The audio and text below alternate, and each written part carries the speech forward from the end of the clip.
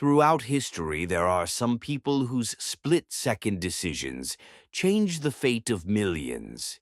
He was a physicist, intelligent enough to unravel the secrets of the universe.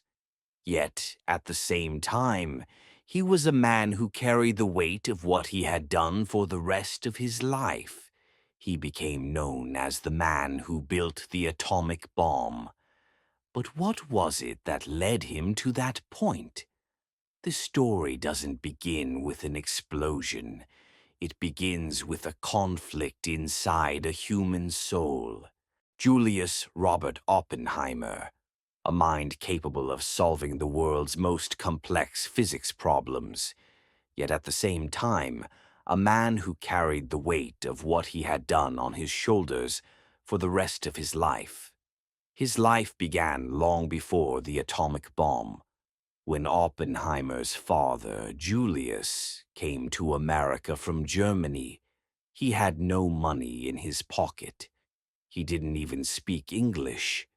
But in just 10 years, he made a great fortune and moved his family into a luxurious home in Manhattan.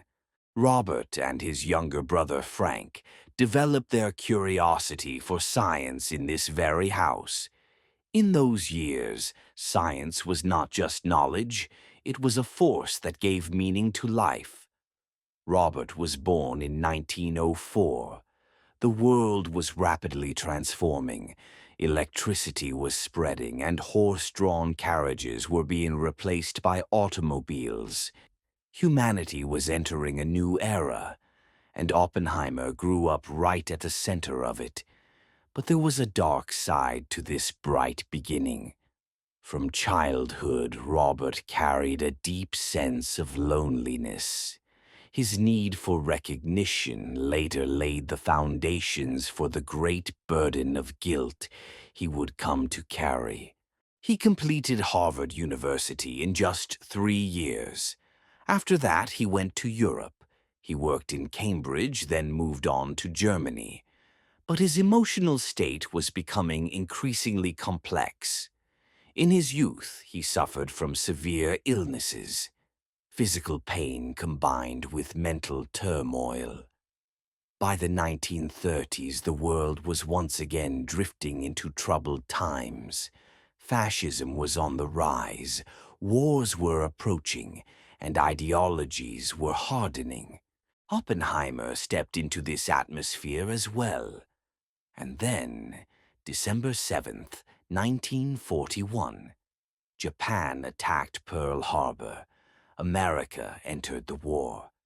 At that moment, the direction of history changed. The war would be won not by soldiers alone, but by scientists. Oppenheimer took charge of the Manhattan Project. In Los Alamos, New Mexico, the most secret and most dangerous experiment in history began. The goal was simple. The result was horrifying. On August 6th, 1945, Hiroshima was destroyed. 3 days later, Nagasaki. Years later, Oppenheimer described that moment of chaos with a single sentence. "Now I am become death, the destroyer of worlds." The war was over, but Oppenheimer's war was just beginning. Fear, guilt, and remorse.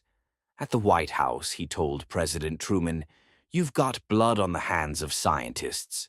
Truman's response was cold. "That decision was mine."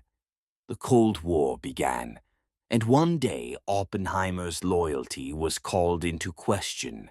He was declared suspicious, even dangerous, in his own country. They stripped him of his authority. They left him alone. In 1967, he passed away in his home in Princeton. He left behind a great irony. The man who longed for peace had built the most terrifying weapon in the world.